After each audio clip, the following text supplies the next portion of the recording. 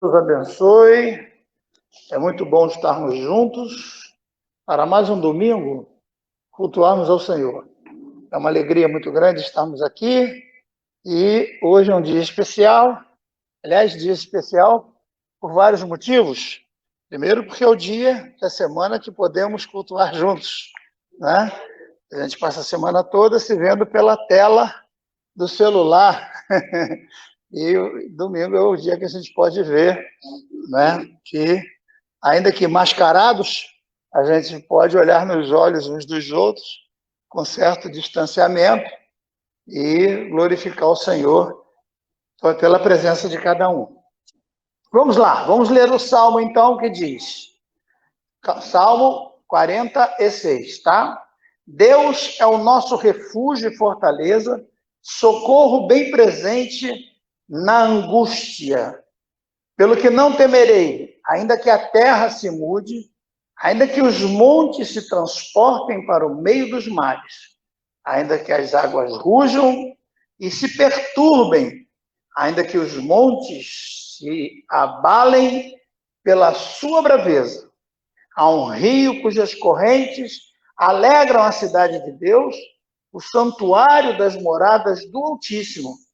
Deus está no meio dela e não será abalada. Deus a ajudará ao romper da manhã. As nações se embraveceram, os reinos se moveram, e ele levantou a sua voz, e a terra se derreteu. O Senhor dos exércitos está conosco, o Deus de Jacó é o nosso refúgio. Vinde, contemplai as obras do Senhor, que desolações tem feito sobre a terra. Ele faz cessar a guerra até o fim da terra, quebra o arco, corta a lança, queima os carros no fogo. Aquietai-vos e sabei que eu sou Deus, serei exaltado entre as nações, serei exaltado sobre a terra. O Senhor dos exércitos está conosco, o Deus de Jacó é o nosso refúgio. Amém? Glória a Deus. Louvamos ao Senhor por esse texto maravilhoso. Esse é um texto que se destaca no contexto do Antigo Testamento, porque ele é um texto profético. Ele é um texto escrito, né, centenas de anos antes de Jesus, mas que fala de um período que nunca aconteceu em Israel, na história de Israel, depois do período dos salmistas.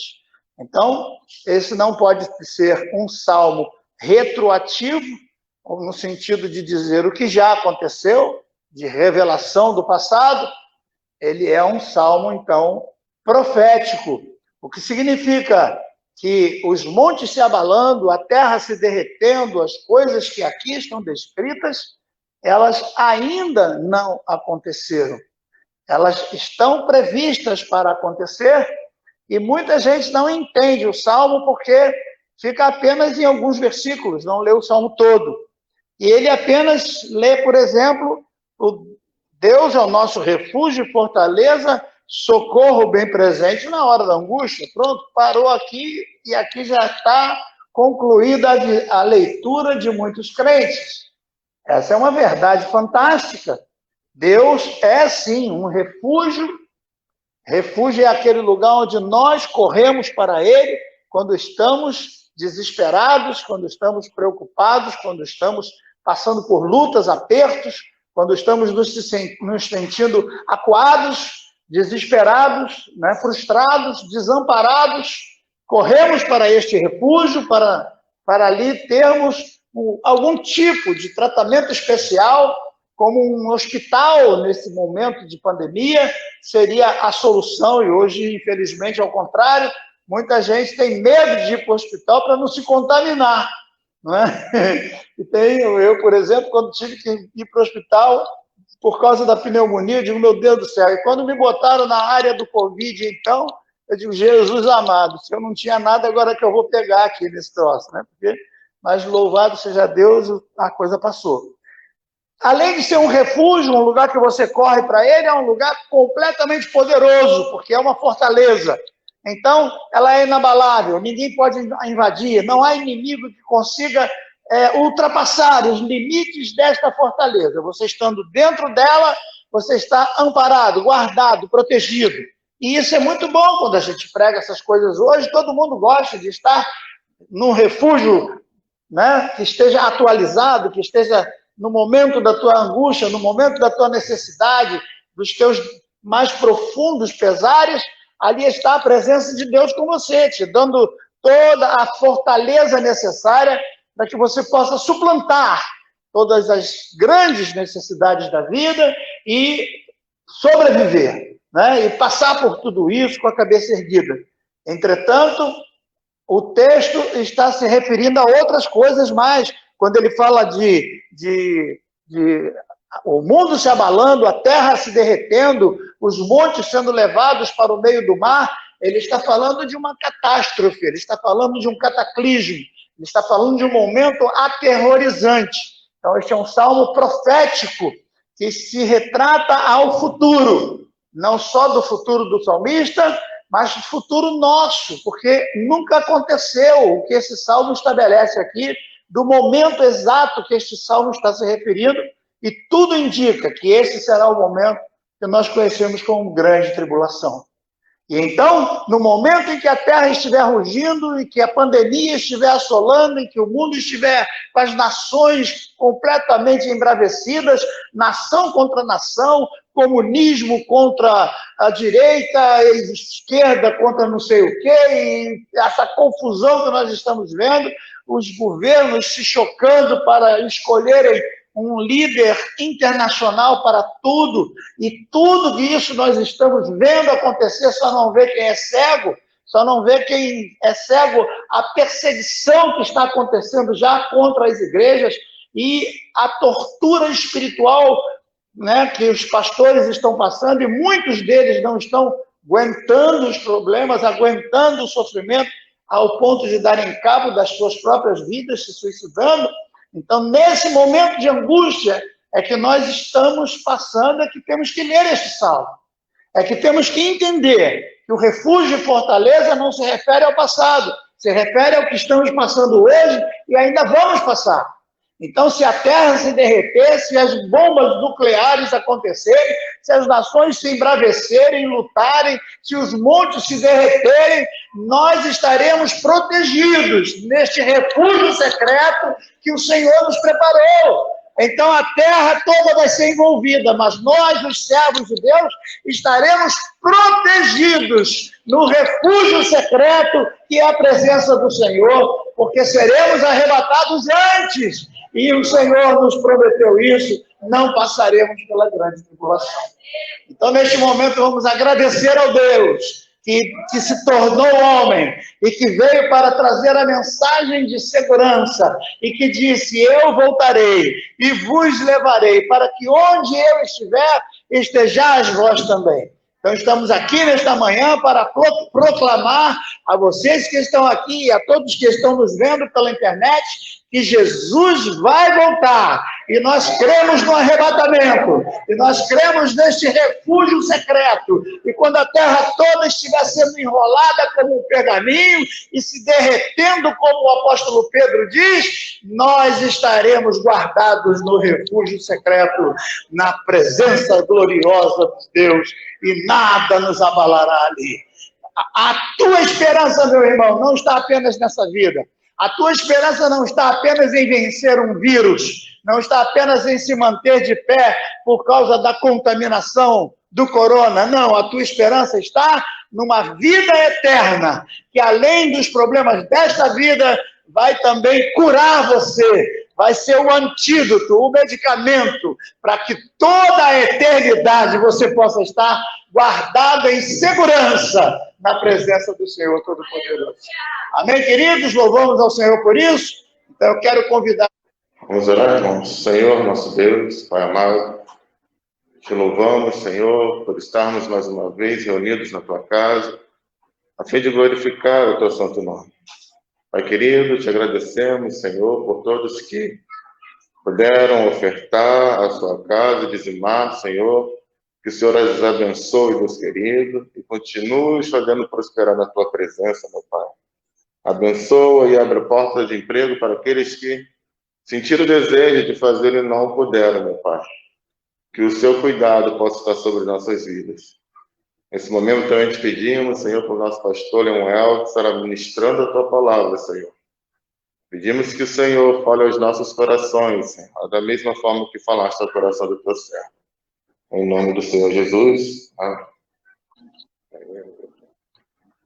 Meus irmãos, a paz do Senhor. Amém?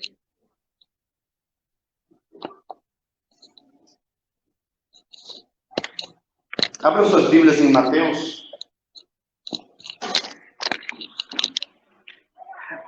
Perdão, Marcos 6.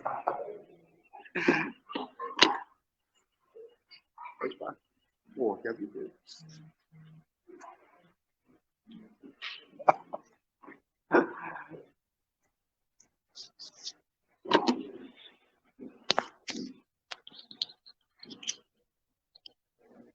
Nosso irmão aí da internet não está em espírito, acabou de sair da graça.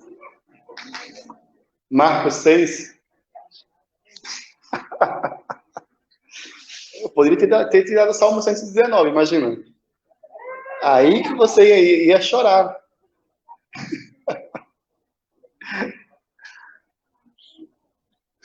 Amém? Todos abriram?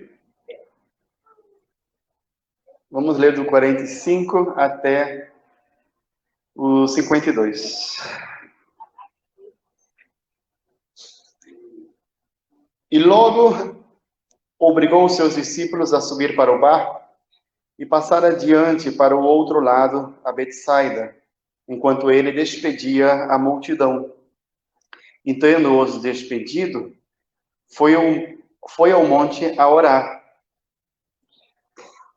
E sobrevindo a tarde, estava o barco no meio do mar, e ele sozinho em terra. E vendo que se fatigavam a remar, porque o vento lhes era contrário, perto da 4ª vigília da noite, aproximou-se deles, andando sobre o mar, e queria passar-lhes adiante.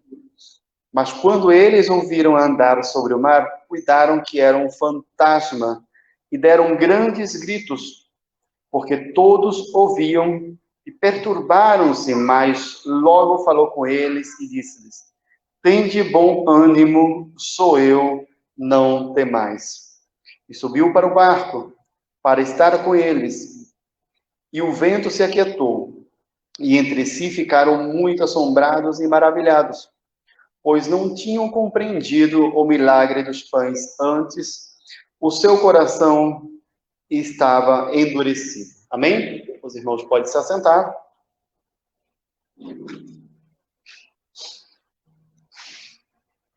Meus irmãos,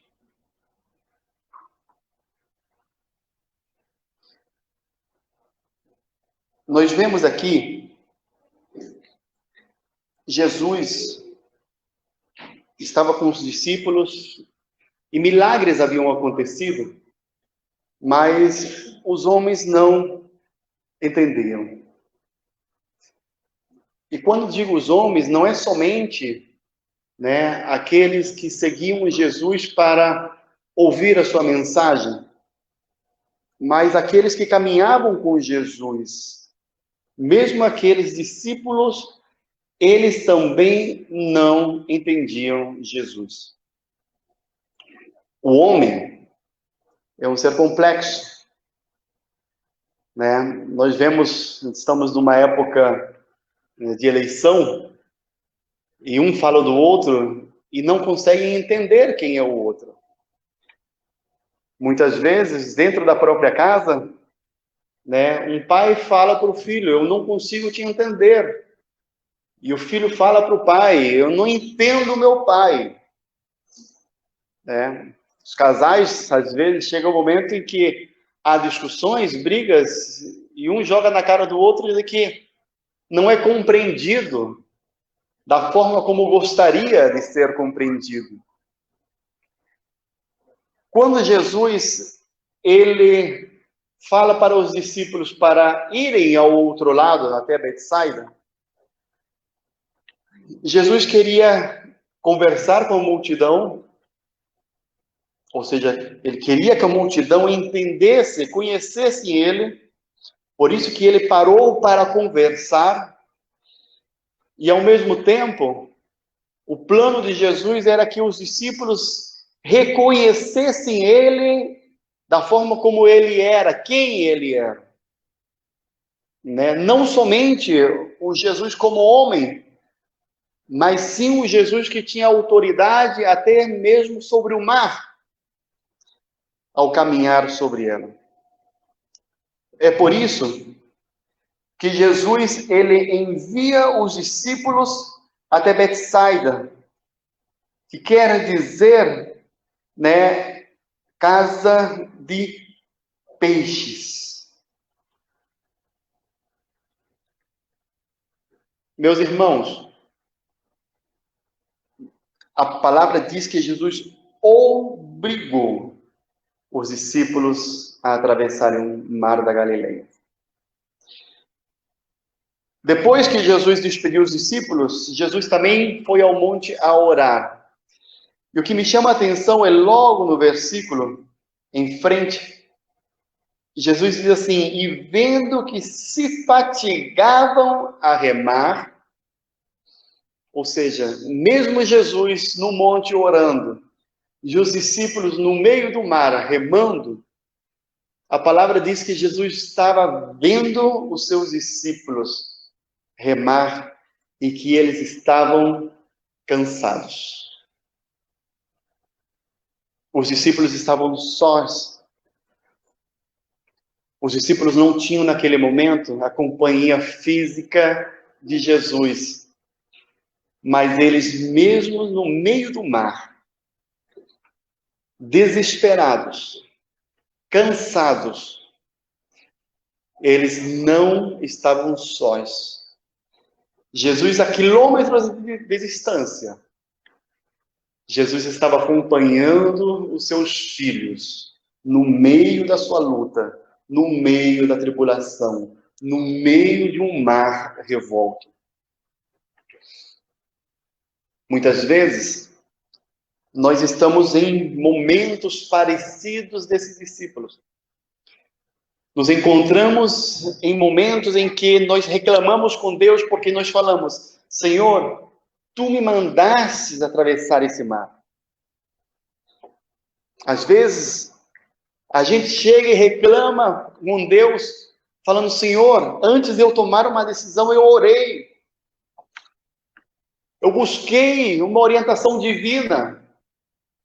Senhor, antes de tomar esse caminho, eu busquei a Tua face.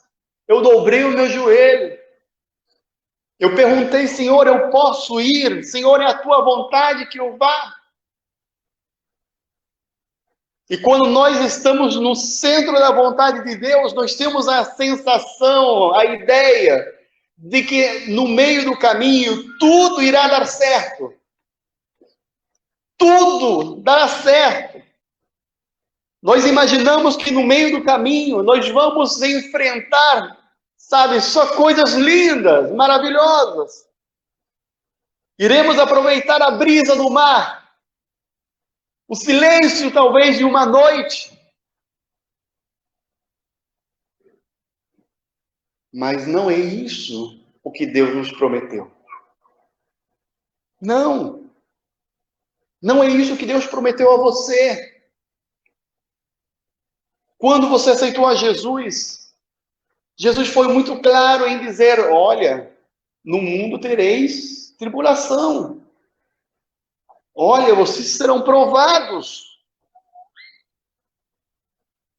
Nós não encontramos um homem na Bíblia, isso incluindo Jesus, que não tenha passado por provas, por tribulação, que não tenha sido necessário entrar na fornalha de fogo, que não tinha sido necessário enfrentar o mar revolto, que não tinha sido necessário homens querendo a sua cabeça.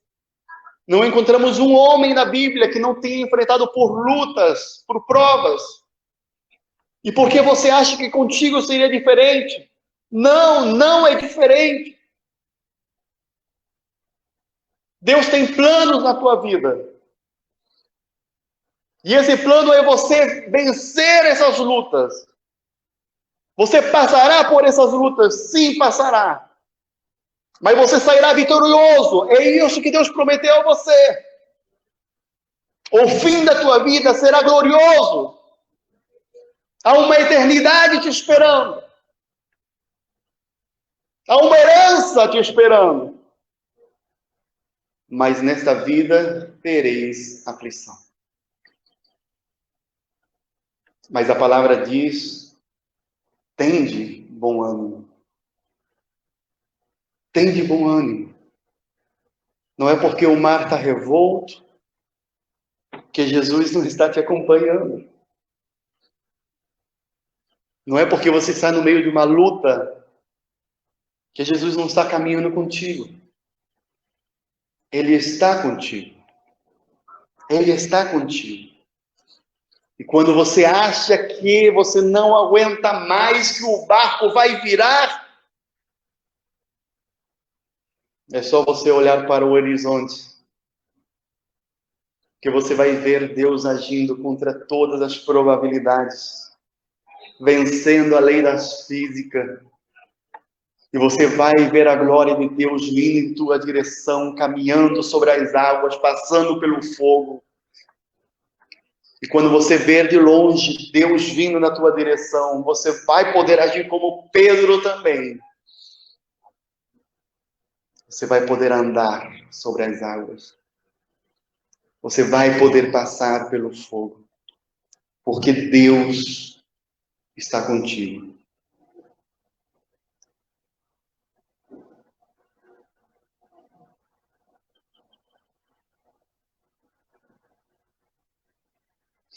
E lá no 48, e vendo que se fatigavam a remar, porque o vento lhes era contrário, perto da 4ª vigília da noite, aproximou-se deles, andando sobre o mar, e queria passar-lhes adiante.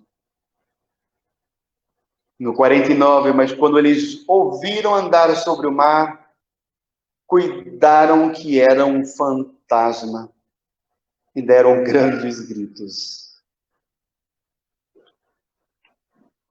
Às vezes, é difícil nós reconhecermos Jesus. É difícil. Há muitas vezes em que Jesus fala conosco e nós não conseguimos entender a sua voz. Há muitas vezes que Jesus nos dá um conselho e que nós não conseguimos entender que realmente era Jesus ali presente, na vida de um irmão, na vida de um parente, de um amigo. É difícil reconhecer Jesus. Que às vezes nós esperamos que Jesus apareça como apareceu para os discípulos de uma forma gloriosa, vencendo o sobrenatural, mas não é sempre dessa forma que Jesus se faz presente em nossas vidas, não. Não é. Quando Jesus ressuscitou, Jesus caminhou algumas milhas com alguns discípulos, e esses discípulos não reconheciam que eles estavam andando com Jesus. E no final, finalmente, quando eles chegaram ao local de destino, que Jesus se revelou para eles, que eles entenderam que era Jesus, eles falavam: é por isso que nossos corações ardiam toda vez que esse homem falava. Somente no final da jornada é que você vai reconhecer que Jesus estava do teu lado? Não precisa. Você não precisa esperar tanto tempo. Onde está a tua fé, homem? Onde está a tua fé, mulher? Por que você não consegue entender que Jesus está andando contigo?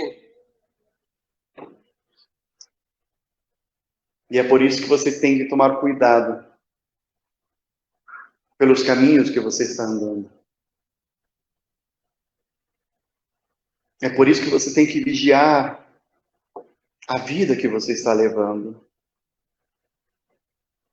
Você tem que ser um homem e uma mulher de Deus, agindo como os seus discípulos.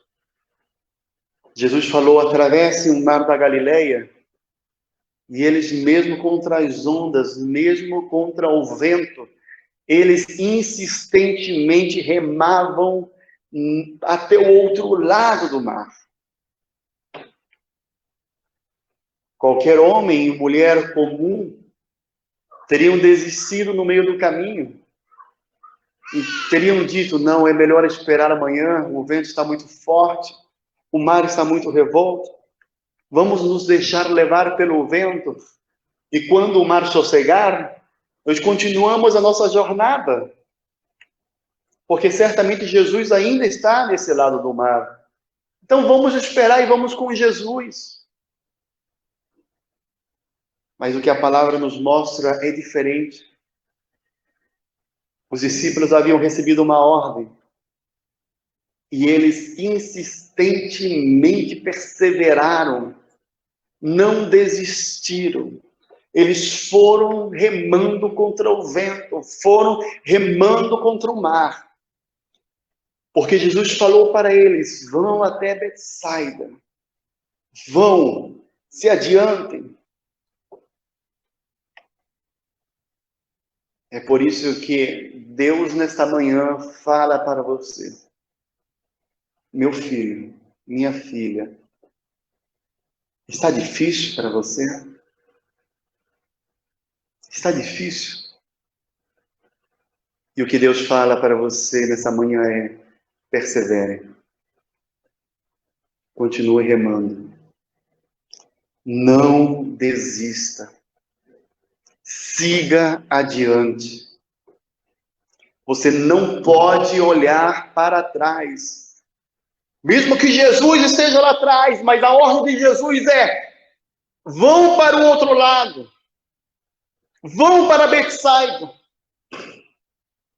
E Deus insistentemente nessa manhã te fortalece e te diz: persevera, não desista, continua remando. O mundo está contra tudo que você está fazendo, porque é a vontade de Deus. Mas você tem que seguir em frente. Você não pode parar. Você não pode desistir. Você tem que reconhecer que Deus está do teu lado. Aqui para os discípulos, eles viram Jesus como um fantasma, como uma luz no horizonte vindo sobre as águas para passar por eles e seguir em frente. E muitas vezes, Jesus se faz presente em nossas vidas, como eu disse, através de um conselho pastoral, uma palavra de ânimo, uma orientação inspirada pelo Espírito Santo. Outras vezes, Jesus se faz presente em uma leitura matutina da Bíblia, em que você está buscando uma resposta de Deus, e o Espírito Santo te mostra, através da revelação da palavra, a decisão, o caminho que você tem que seguir. Outras vezes, através de um conselho que você recebe de alguém, e você vê que insistentemente várias pessoas te dão o mesmo conselho, que é uma coisa divina do Espírito Santo, para você poder seguir em frente. Tantas outras vezes, Deus se faz presente através de uma oração, e o Espírito Santo fala conosco diretamente, para o nosso espírito, para a nossa alma. Mas eu digo a você, você precisa reconhecer Deus. Você precisa reconhecer Deus na tua vida. Deus é santo. Ele é puro. Ele jamais irá contra a sua própria palavra. Deus não causa divisão. Deus é um Deus de amor. Deus jamais irá causar contenda. Você precisa reconhecer Deus. Você precisa ver Deus. Os discípulos, naquele momento, quando eles viram andar sobre o mar, cuidaram que era um fantasma. Deram grandes gritos.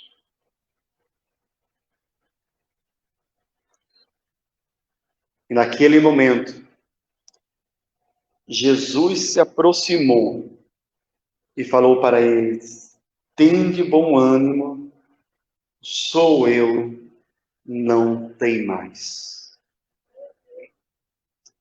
Veja a palavra que Deus dá para você nessa manhã. Primeiro, tende bom ânimo. É para você não desistir. É para você se fortalecer. Segunda coisa que Jesus fala: sou eu. É para você reconhecer que quem está contigo é Jesus. É Jesus. E a terceira coisa que Deus fala: não temais. Isso daqui é para fortalecer a nossa fé. É para você crer.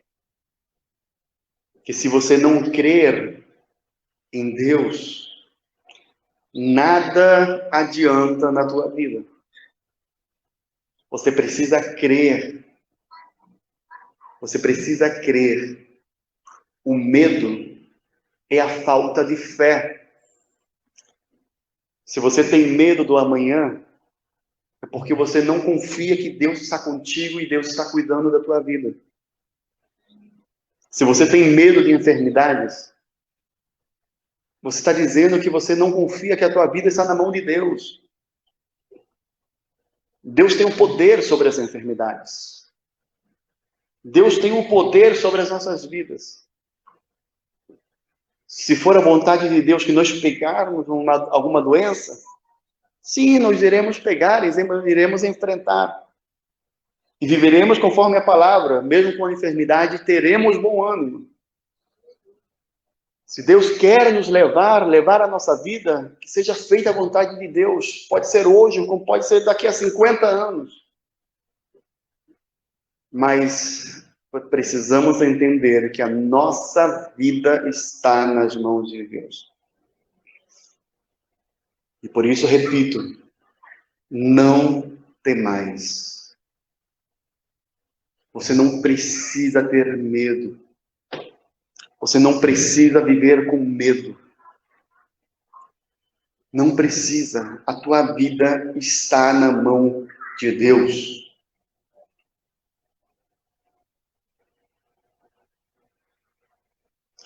A tua vida está na mão de Deus.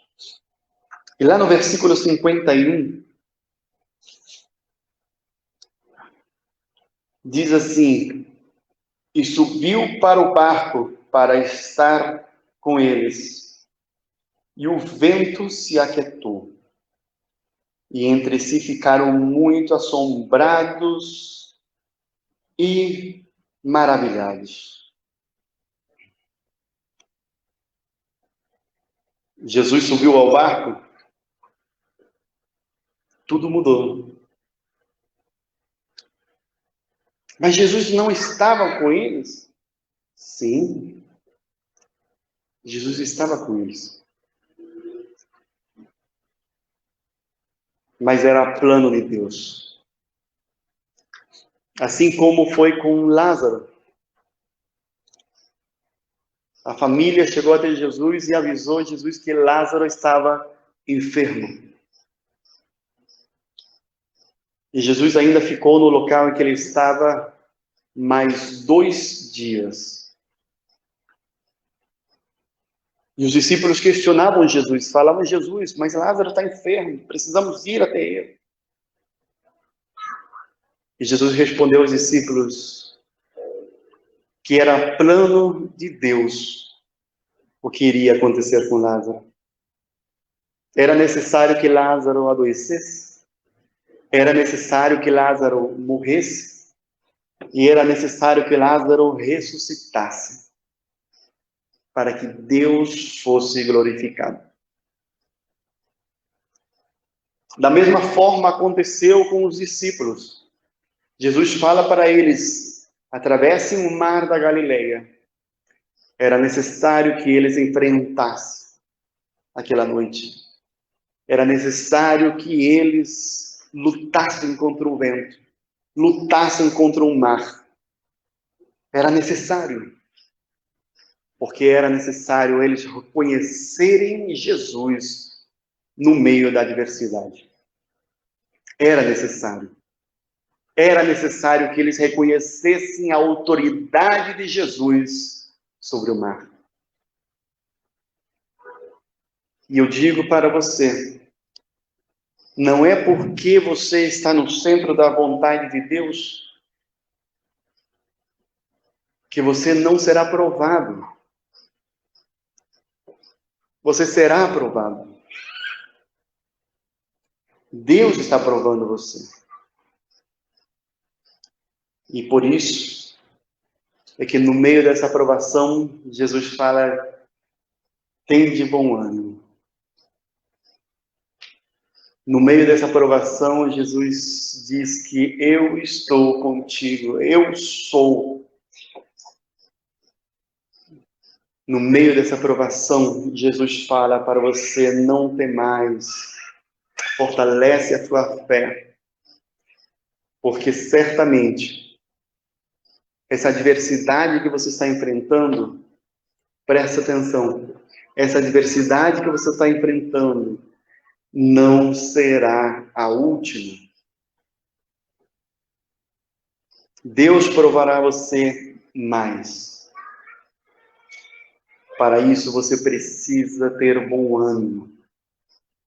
Para isso você precisa reconhecer Deus. Para isso você precisa ter fé.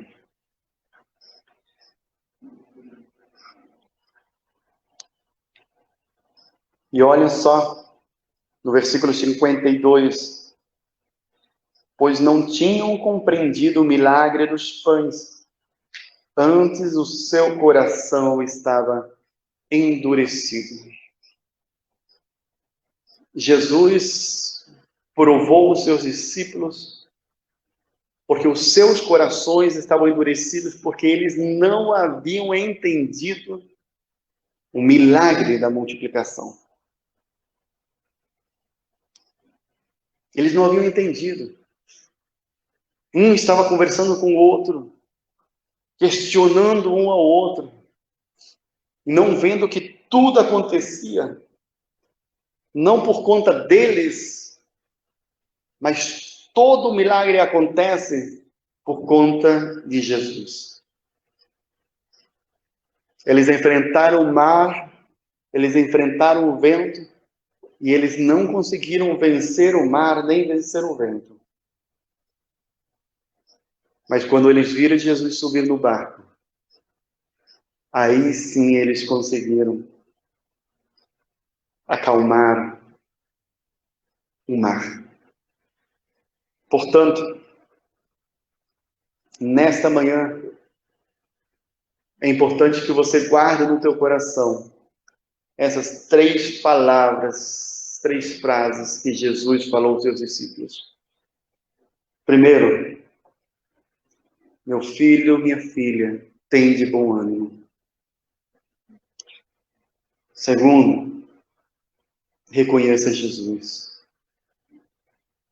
Terceiro, não temais. Tenha fé. Saiba que mesmo no meio da adversidade, Jesus está contigo. Não endureçais o teu coração. Não endureçais o teu coração. Se não consegue entender as coisas em Deus, ora. Busca Deus. Ora, leia a palavra. Mas não endureçais o teu coração. Porque sobre eles, os corações endurecidos, muitas vezes a ira de Deus se manifesta sobre os incrédulos. Porque o coração endurecido faz o homem pecar, faz o homem blasfemar, faz o homem se desviar das coisas de Deus. Então, vamos ter bom ânimo. Vamos reconhecer Deus e não temer, fortalecer a nossa fé nesta manhã, no nome de Jesus. Amém? A palavra de Deus é fantástica e não seria em poucos minutos como é o que nós temos agora. Não seria em poucos minutos como os que tivemos agora que poderíamos entender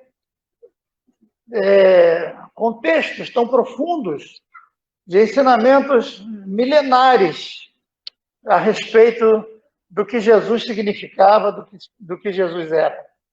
Quando você lê o Evangelho de João, na hora que vão prender Jesus, os guardas chegam com Judas e Jesus pergunta para eles: o que vocês querem? A quem vocês estão procurando? E os guardas dizem: nós procuramos a Jesus de Nazaré. E Jesus responde: sou eu. E quando Jesus responde: sou eu, os guardas todos caem, tremendo, caem no chão. Por causa do som da expressão sou eu, que no Evangelho, em grego, coloca o verbo antes do pronome propriamente dito. Mas no Antigo Testamento, que vem do hebraico, seria eu sou. Então Jesus responde: eu sou. Quando agora os discípulos estão no meio do mar, Jesus: não temam. Por que vocês estão temendo? Eu sou. Eu sou. Então, quando Moisés pergunta: o que eu vou dizer para aquele povo todo que está sendo sacrificado, sendo escravizado no Egito, vai lá e diga que eu sou, mandou que eles fossem soltos. Esse poder extraordinário não era comum para nenhum hebreu e também para nenhum judeu utilizar este verbo ser conjugado na primeira pessoa. Não, até hoje eles não conjugam, com medo de falar o nome de Deus em vão. Só pode dizer eu sou aquele que é. Porque, por exemplo, eu posso dizer eu hoje tenho vida, mas eu não sou a vida. Eu hoje tenho salvação, mas eu não sou a salvação. Eu não sou, eu tenho. Eu estou pastor, mas eu não sou o pastor é Cristo. Aquele que é eterno, ele nunca muda. Ele era, é e será eternamente. O mesmo eu sou que libertou o povo do Egito, agora está dizendo para os discípulos: não temam, eu sou. E é por isso que os guardas vão cair por terra totalmente apavorados, porque eles conheciam o poder que estava nessa conjugação verbal, eu sou. Mas para os discípulos, que estavam tão juntos de Jesus, tão pertinhos de Jesus, muitas vezes acontece isso conosco, nós oramos, nós lemos a Bíblia, nós vamos aos cultos, nós participamos da ceia, nós participamos da comunhão, nós estamos tão ligados que nos esquecemos que nós não somos nada. E às vezes até pensamos que somos. E muitos, às vezes, na esperança de conquistar o mundo, porque agora todo mundo diz que tem um chamado, e o chamado é para conquistar as nações. E eu sempre tive muito medo disso, quando alguém dizia: pastor, o senhor tem um chamado para conquistar as nações. Eu dizia: se eu conquistar minha própria vida, se eu conquistar o meu próprio eu, já está de bom tamanho, porque a minha luta é contra a minha própria alma. Eu não tenho nenhum desejo de conquistar o mundo inteiro. Não adianta nada conquistar o mundo inteiro e perder a própria salvação. E é por isso que muita gente se decepciona hoje, porque todo mundo quer sentar como cabeça, todo mundo quer ser o pastor, todo mundo quer ser o grande, todo mundo quer ser o líder, todo mundo quer ser o famosão. Esquece que eu sou Cristo. Por isso que ele disse, eu sou a porta. Você está perdido, não sabe por onde entrar, você está fugido, apavorado, não sabe aonde entrar. Eu sou a porta, aquele que entrar por mim achará salvação. Quando você não sabe que caminho andar, está completamente atordoado por tantas doutrinas, por tantas coisas que são pregadas, ele é o caminho. E quando você está cheio de mensagens que são ditas, heresias misturadas com verdades, ele é a verdade. Então ele diz, eu sou o caminho, a verdade e a vida. Eu sou. Jesus é. Levanta a mão e diga, Jesus é. Eu não sou nada, mas Jesus é tudo para mim. Jesus é o Senhor. Jesus comanda o vento. Jesus comanda as ondas. Jesus vai fazer meu barquinho caminhar, andar em frente, seguir em frente, chegar ao campo dos peixes, e eu ali encontrarei a bênção, porque Jesus é, aleluia! Você pode aplaudir o Senhor que é e será eternamente? Glória a Jesus! Então, em meio a tanto sofrimento, tanta desilusão, tanta desesperança, tanta frustração, tanta depressão, feche os olhos, contempla a grandeza do Senhor Jesus dizendo para você, não temas, eu sou, aleluia, Ele é, glória a Deus. E é por isso que nós vamos participar agora da ceia, porque vamos comer do seu corpo, o pão que representa seu corpo, e vamos também tomar do seu vinho. Tiago Careca. Vem cá, Tiago Careca. Porque o nome dele é ex-cabelo. Então, uma pessoa que tem ex-cabelo é porque não tem cabelo mais. Se é ex-cabelo, é careca. Ele não gosta muito que eu fale essas coisas, mas eu sempre falo. Misericórdia, Pai, por estarmos aqui podendo cearmos, Senhor Deus. Que nós possamos, Senhor Deus, assim como foi pregado, que tudo possa acontecer na nossa vida, Senhor Deus, por Tua permissão, mas que nós não venhamos, Pai, abrir mão, Pai, de momentos como esse, Senhor Deus, com a nossa igreja e com a nossa família. É isso que te pedimos e te agradecemos já, em nome do nosso Senhor e Salvador Jesus Cristo. Amém. Este pão representa o corpo do Senhor Jesus Cristo. Apresentamos agora todos os pães que estão em suas mãos, nas mãos de cada servo da igreja, de cada um que está pela internet, que não pôde estar na igreja hoje, muitos estão de outras igrejas, inclusive, mas participam da nossa ceia. Eu quero agradecer a Deus e a essas pessoas pela confiança que nos é depositada de participar da ceia conosco. É muito gratificante, é muito bom saber que a igreja do Senhor está reunida neste momento. E todo o pão é simples, o pão é comum, porque Jesus era simples, era comum. Ele não era um super-homem, não, ele era um homem em todos os contextos. Sentia dor, sentia cansaço, sentia fome. Então, por isso que o pão não pode ser especial, ele tem que ser pão comum. Especial era a Páscoa, não confundam, Páscoa com ceia. Então, este pão representa agora, esse que está na tua mão e esse que está aqui, representa a partir de agora o corpo do Senhor Jesus Cristo. E como já foi orado, nós agora o partimos e damos aos nossos queridos irmãos. Pode cantar.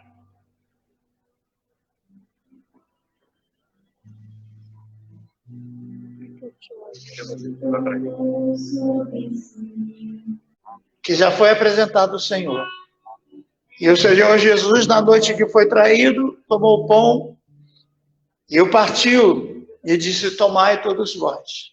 Isto é o meu corpo, que é partido por vós. Comamos, irmãos. Que neste momento possamos entregar por completo o nosso coração diante de Ti. Em nome de Jesus. Amém.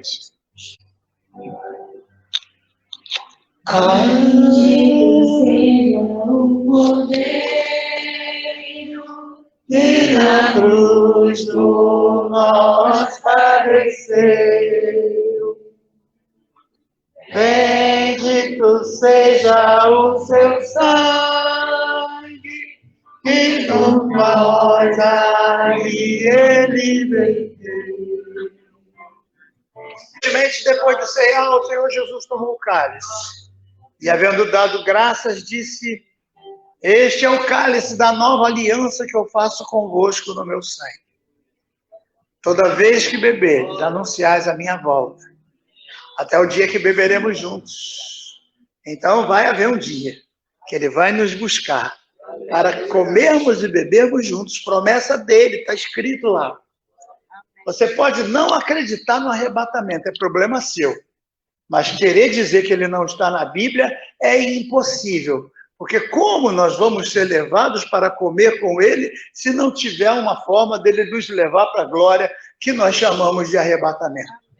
Então vamos comer com ele um dia e vamos beber. E agora bebemos para anunciar isso. Nós anunciamos a sua morte, a sua ressurreição e a sua volta, que um dia nos levará. Jesus voltará. Em nome de Jesus nós acreditamos nisso. Tomai e beber e bebamos todos, gente.